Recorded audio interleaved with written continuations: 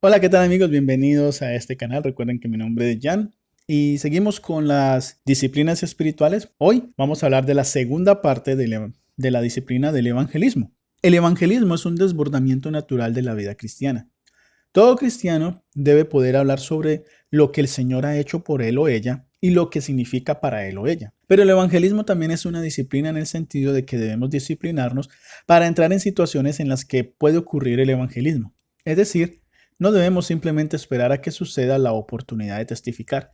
Jesús dijo en Mateo 5:16, así alumbre vuestra luz delante de los hombres, para que vean vuestras buenas obras y glorifiquen a vuestro Padre que está en los cielos. El así que tu luz brille antes que los demás significa más que simplemente no hagas nada para evitar que tu luz brille. Piensa en su exhortación como más proactiva, como en algo así, que la luz de las buenas obras brille en tu vida. Deja que la evidencia del cambio que honra a Dios irradie de ti. Que comience. Haz un espacio para eso. Es lo que podríamos concluir de este versículo. Entonces, ¿por qué no testificamos más activamente? Como mencionamos anteriormente, algunos culpan a la falta de capacitación adecuada para compartir su fe. De hecho, me gustaría que muchos más pudieran disfrutar de las ventajas de una buena instrucción sobre los aspectos específicos de compartir el Evangelio. Pero cuando pensamos de nuevo en el ciego que Jesús sanó en Juan 9:25, nos damos cuenta de que no podemos atribuir nuestra falta de testimonio a una falta de preparación. Aunque había sido un creyente en Jesús solo por unos minutos y obviamente no tenía ningún entrenamiento en evangelización, él estaba dispuesto a contarle a otro lo que Jesús había hecho por él. Una cosa que sí sé, que aunque era ciego, ahora podía ver, decía aquel hombre. Por lo tanto, cualquier cristiano que haya escuchado la predicación bíblica o participado en estudios bíblicos o haya leído las escrituras o alguna literatura cristiana, en cualquier momento debe tener al menos suficiente comprensión del mensaje básico del cristianismo para compartirlo con otra persona. Seguramente si hemos entendido el Evangelio lo suficientemente bien como para convertirnos, deberíamos conocerlo también lo suficientemente bien, aunque aún no sepamos nada de nuestra fe o de nuestra doctrina, que apenas estamos empezando, pero conocemos suficientemente bien el evangelismo básico para decirle a alguien más cómo convertirse. También debemos reconocer la excusa común de que las personas no testifican por falta de tiempo. Entre el trabajo, la familia y las responsabilidades de la iglesia, simplemente no hay tiempo suficiente para ir a testificar. Antes de adoptar esta excusa ante el evangelismo, reflexionemos sobre esto. ¿Realmente queremos decir que estamos demasiado ocupados para cumplir la gran comisión de Jesucristo de hacer discípulos? ¿Esperamos que en el juicio Jesús nos disculpe de la responsabilidad más importante que nos dio porque decimos, no tuve tiempo? Trabajemos partiendo del supuesto de que Dios nos ha dado la mayor parte o incluso todas las partes de nuestras responsabilidades que consumen mucho tiempo. Y por el bien de la discusión aceptamos como un hecho la afirmación de que no tenemos espacio en nuestro calendario para una actividad más programada regularmente. Incluso si Dios puso todo en nuestra lista de tareas pendientes, debemos recordar que Él también es el autor de la gran comisión. Él aún tiene la intención de que cada uno de sus seguidores encuentre formas de compartir el Evangelio con los incrédulos. En cualquier contexto que el Señor nos coloque para vivir nuestras vidas, Él nos llama a encontrar formas de cumplir la gran comisión, por más limitado que sea el contexto. Criar hijos en la disciplina e instrucción del Señor, de acuerdo a Efesios 6:4, es una forma de cumplir la gran comisión. Apoyar económicamente el trabajo en la iglesia y sus misioneros también hace parte de ayudar a cumplir en la gran comisión. Pero ¿qué pasa con los incrédulos fuera de nuestras familias? ¿Y quién hará el ministerio evangelístico de una iglesia sino personas como tú que forman parte de la membresía de esa iglesia? ¿No es la razón principal por la que no somos testigos la falta de disciplina para hacerlo? Sí, existen esas oportunidades maravillosas y no planeadas que Dios designa para dar razón de la esperanza que hay en ti. Recuerda, eso está en 1 de Pedro 3:15. Sin embargo, mantengo que, aparte de hacer el evangelismo una disciplina espiritual, la mayoría de los cristianos rara vez compartirán el evangelio. Como ministro, podría pasar 24 horas al día, 7 días a la semana, con cristianos y nunca terminar el trabajo. Con la preparación de sermones, con la consejería, reunión de comités, estudios bíblicos, visitas al hospital y cosas por el estilo, podría invertir todo mi tiempo exclusivamente en creyentes profesantes, excepto en grupos grandes o en casos en los que los incrédulos piden reunirse conmigo en privado.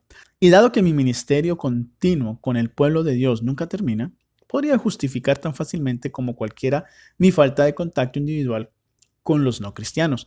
Pero, ¿qué potencial tendría yo para ganar a los incrédulos para Cristo si nunca estuviese con los incrédulos? Ninguno. ¿Cuánto o cuándo compartiría el Evangelio con una persona perdida, excepto cuando es parte de mi trabajo? Nunca. Eso no puede ser correcto. Los ministros y otras personas que trabajan a diario en iglesias y en organizaciones e instituciones cristianas no son los únicos en esta situación. La ama de casa cristiana, por ejemplo, que rara vez tiene la oportunidad de ver a alguien excepto a sus hijos y a sus amigos de la iglesia, puede vivir con el mismo dilema. Ese no es mi problema, podría decir alguien. En el trabajo estoy rodeado todo el día por las personas más mundanas que puedas imaginar. Suponiendo que no intentas compartir el Evangelio con ellos durante el tiempo de trabajo, ¿cuándo lo harás? El punto no es tanto cuántos incrédulos ves todos los días, sino con qué frecuencia estás con ellos en un contexto apropiado para compartir el Evangelio. A pesar de las importantes discusiones relacionadas con el trabajo que puedas tener a lo largo del día, ¿con qué frecuencia tienes un tipo de conversaciones significativas con compañeros de trabajo en las que se puedan plantear problemas espirituales? Si nunca tienes la oportunidad de hablar sobre Jesús, no importa con cuántos no cristianos estés cerca, tu potencial para la evangelización es un poco mejor que el mío. Por eso digo que el evangelismo es una disciplina espiritual. A menos que nos disciplinemos para evangelizar, podemos excusarnos fácilmente de compartir el evangelio con alguien. Nótese lo que dice en Colosenses 4, 5 al 6.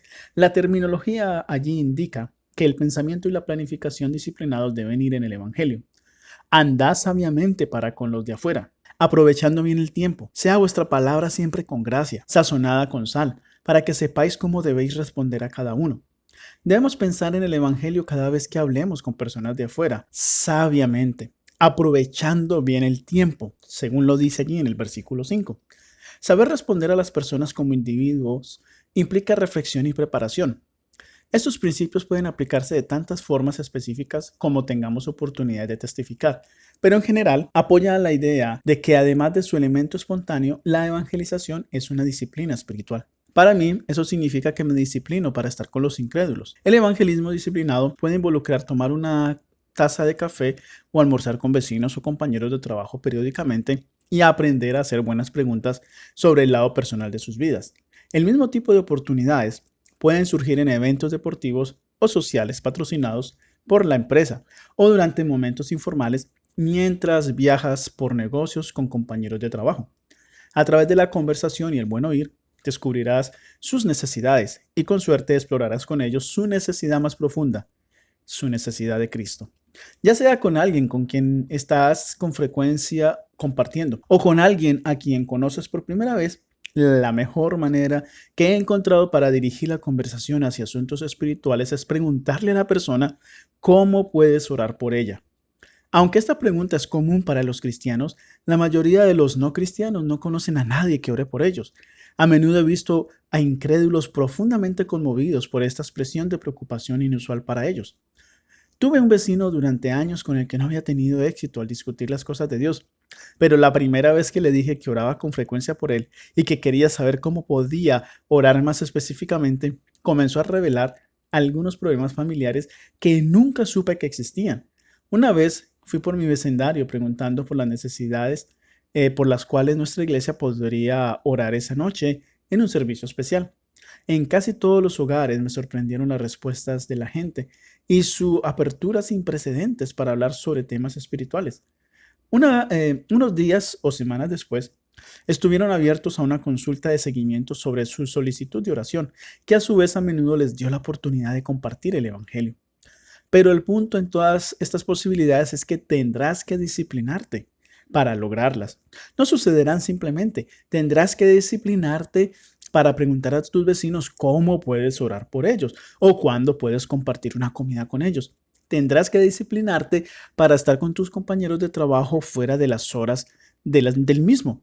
Muchas de estas oportunidades para la evangelización nunca tendrán lugar si esperas a que ocurran espontáneamente. El mundo, la carne y el diablo harán todo lo posible para impedirlo. Sin embargo, estás respaldado por el poder invencible del Espíritu Santo.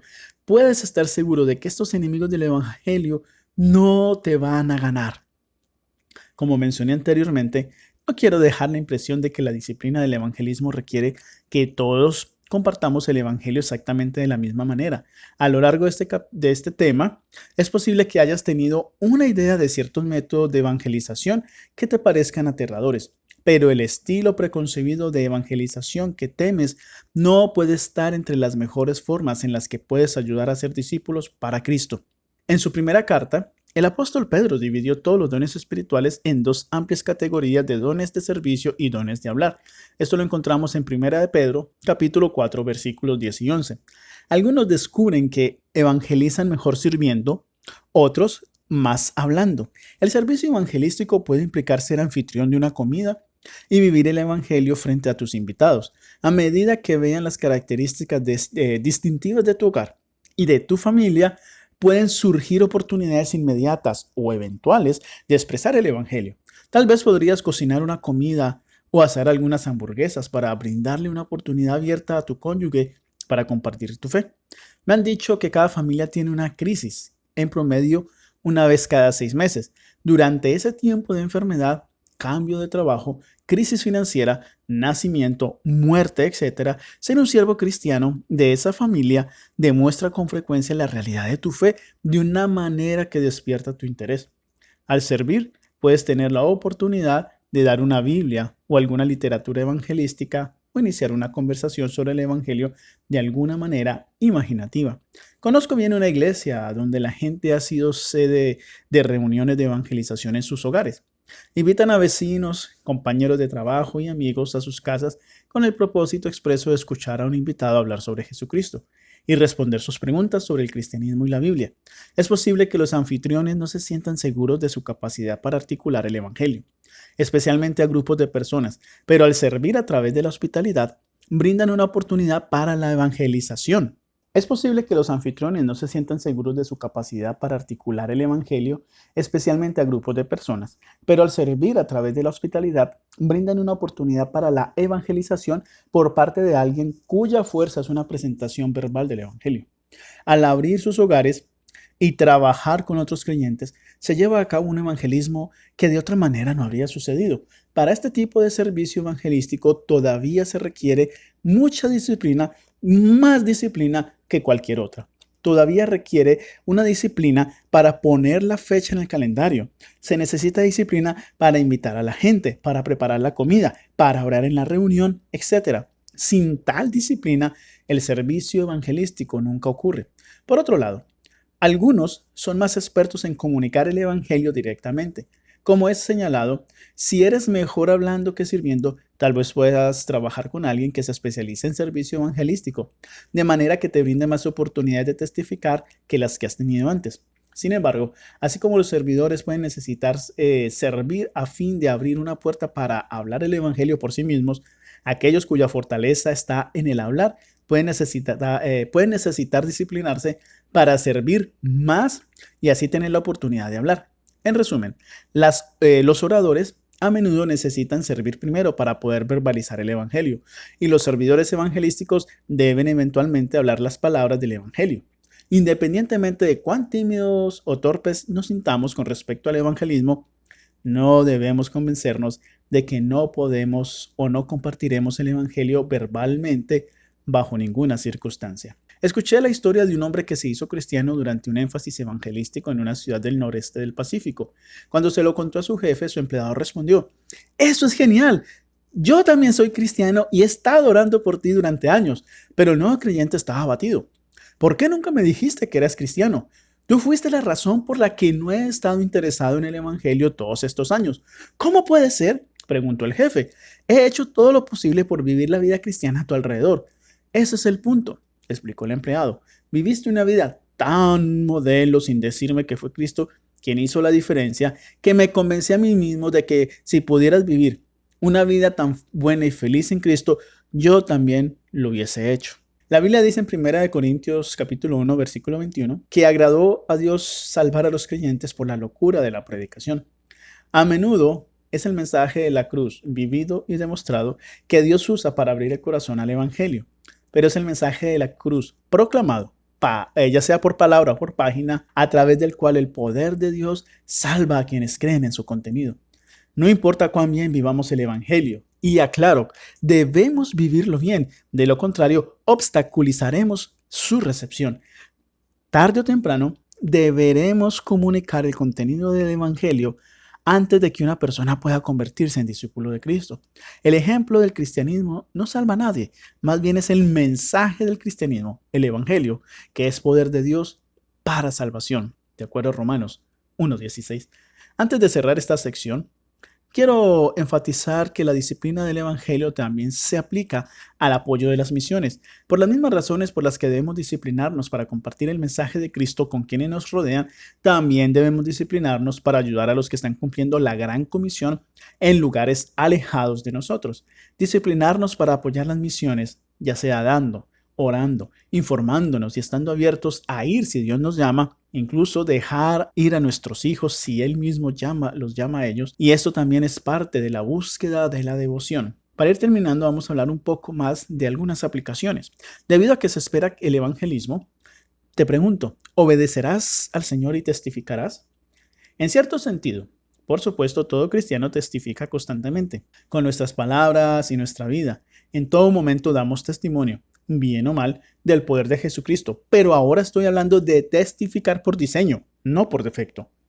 ¿Estás dispuesto o dispuesta a obedecer a Jesucristo y testificar intencionalmente? El evangelismo intencional será necesariamente personalizado por tus dones espirituales, talentos, personalidad, horario, situación familiar, ubicación, etc.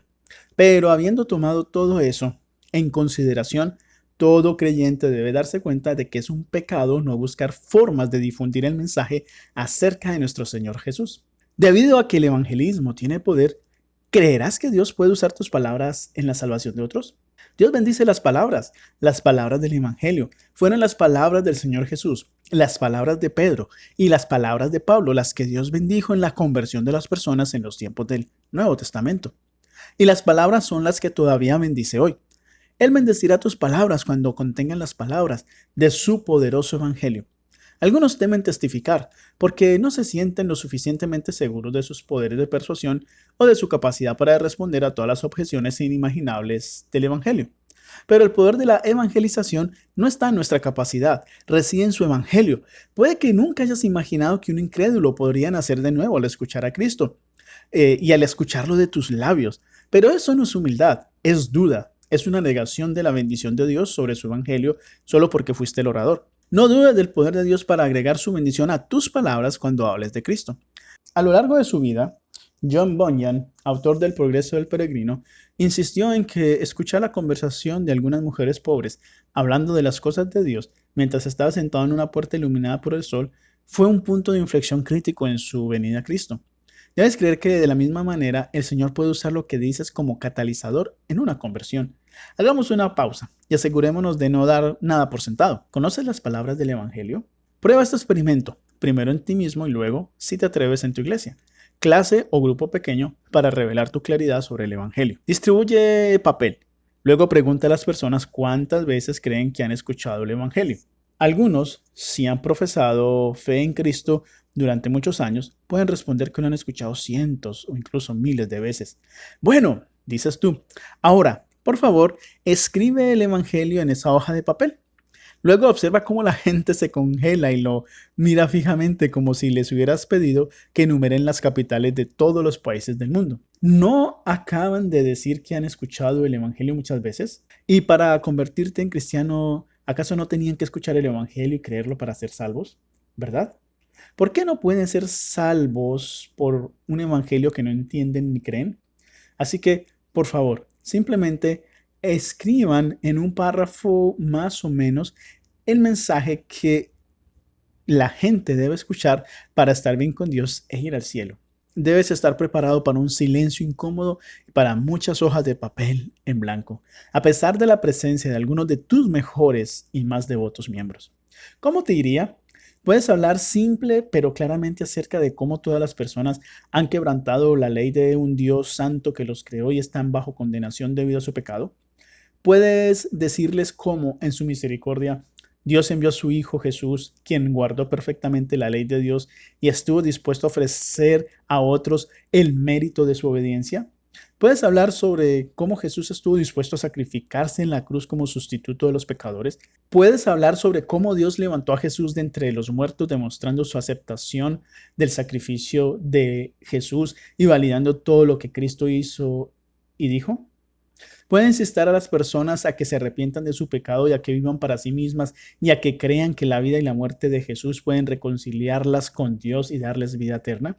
Si has creído estas cosas por ti mismo, puedes compartirlas para que otros puedan creerlas. Creo que hay muchos cristianos que pueden articular claramente el Evangelio y quieren hablar con otros acerca del Señor, pero no lo hacen por temor a que el pecado cotidiano y observable en sus vidas socave la integridad de su testimonio.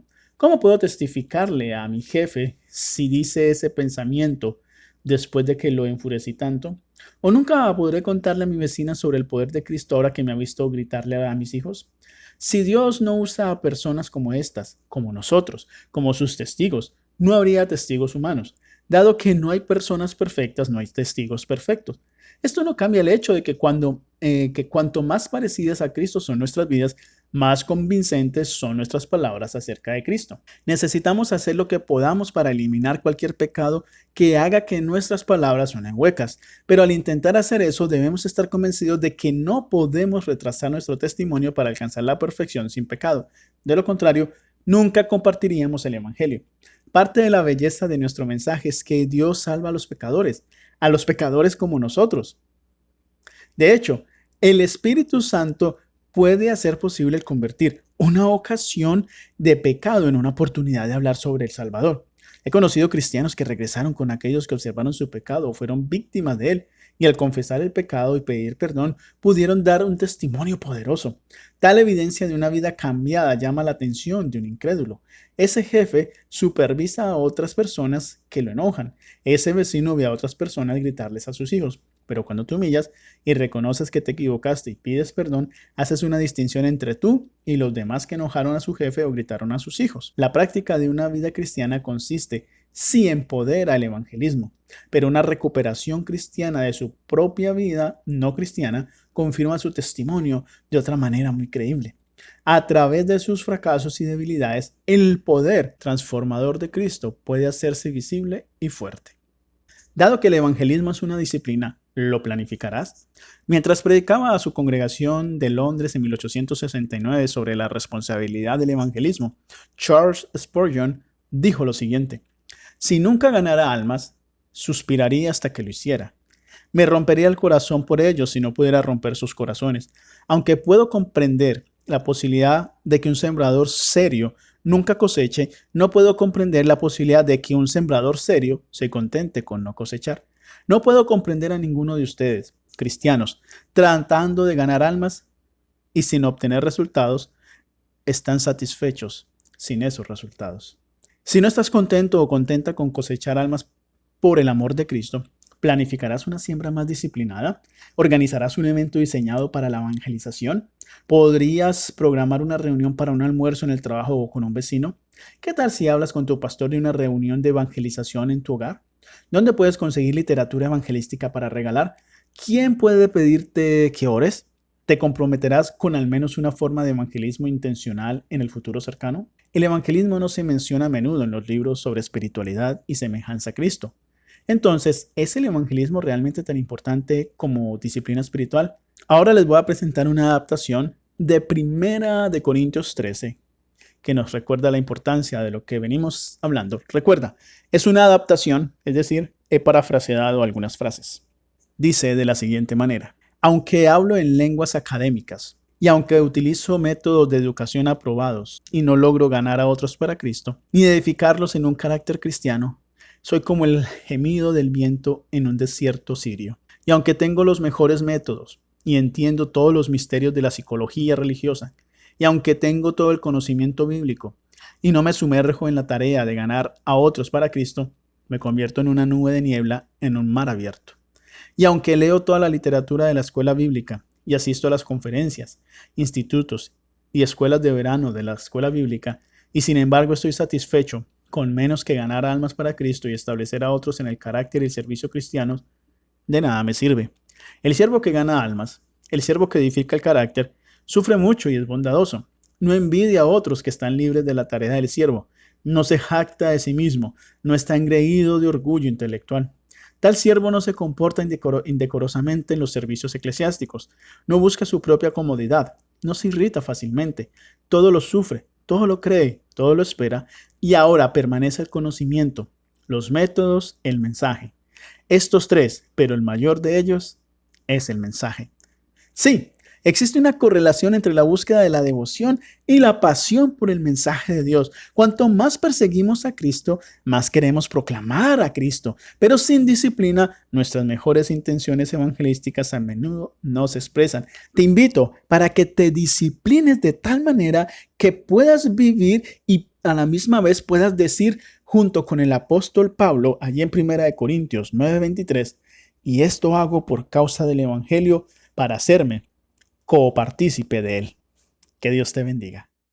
Si te ha gustado este video, te invito para que te suscribas si no lo has hecho y para que le des clic en la campanita y de esta manera YouTube te avise cuando subo mi próximo video. También te invito para que escribas en la caja de comentarios y me dejes tus impresiones. Y si me quieres apoyar, lo puedes hacer también con un like, con un me gusta y también para que compartas este video a aquellas personas que tú creas que se pueden beneficiar con este tipo de contenidos.